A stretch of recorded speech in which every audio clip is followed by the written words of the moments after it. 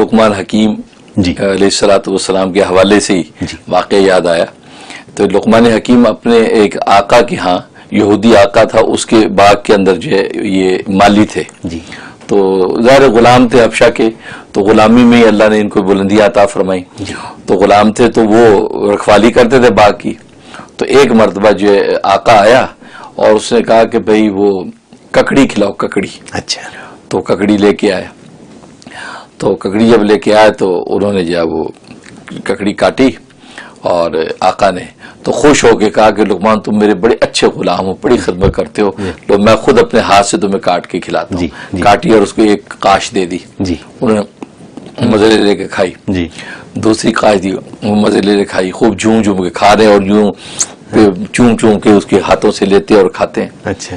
تو اس سے سوچا کہ یہ لگتا ہے بہت ہی میٹھی اور لذیذ ہے یہ، جو کتنے مزے لے کے یہ کھا رہا ہے. تو آخری کاش اس نے بھی منہ میں، آقا نے اس کو چبایا. وہ تو کڑوی زہر. اچھا. اتنی کڑوی کہ اس کی زبان جل گئی، تھوکا. اچھا. کہ لقمان اتنی کڑوی زہر اور تم ساری ککڑی کھا گئے، مجھے تم نے بتایا ہی نہیں، اور تم جھوم جھوم کے کھا رہے ہو. یہ بات کی تو لقمان حکیم نے کتنے حکمت کی بات کی.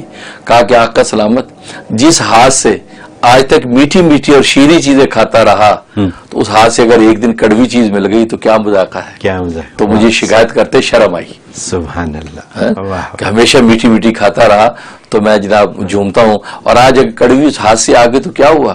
تو وہ بھی میں نے صبر شکر کر کے کھا لی. گلا کرتے مجھے حیا آئی. ہائے ہائے. اس پر لکھا علماء نے کہ بالکل اسی طریقے سے وہ اللہ رب کریم میٹھی میٹھی صبح شام نعمتیں میں دیتا ہے، صبح شام نفع اٹھاتے ہیں.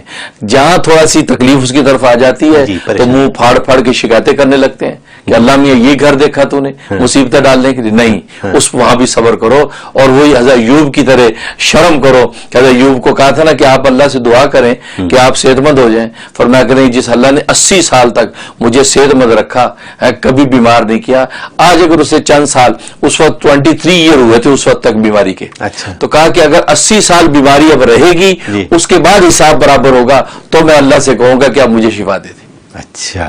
یعنی جسے اتنی مجھے صحت دی، اس صحت کے زمانے میں اتنی اگر بیماری بھی دے دے تو مجھے شکایت کا حق نہیں ہے. یعنی یہ حالات ہیں.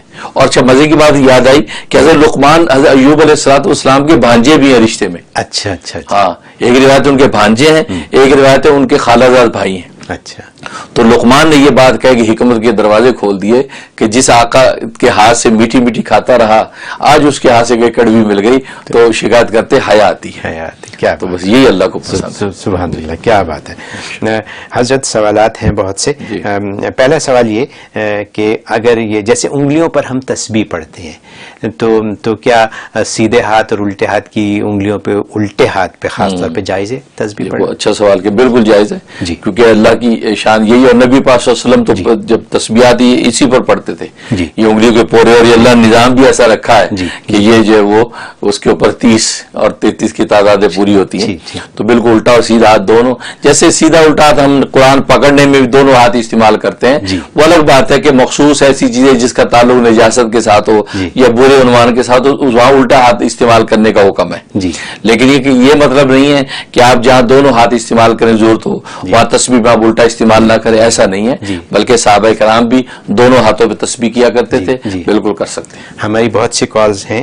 ایک سوال جلدی سے پوچھ لوں کہ دواد اور زواد، من الزوالین اور من الدوالین، اس میں کیا فرق ہے؟ کون سا صحیح ہے؟ اچھا سوال کہ یہ تو یہاں مسجد میں بہت پیش آتا ہے. جی اصل بات یہ ہے کہ یہ زواد جو ہے، زواد کو نہ دال پڑھے نہ زال پڑھے. جی زال بھی نہ پڑھے تو بھی عنوان غلط ہے. ولا زوالین وہ بھی صحیح نہیں. ولا دوالین دال بھی نہ پڑھے. اصل ان دونوں کے بیچ کی آواز ہے یہ. جی اور وہ ولا زوال پڑھنا آپ نے اس کو موٹا کر دینا پڑھنا ولا ضالین.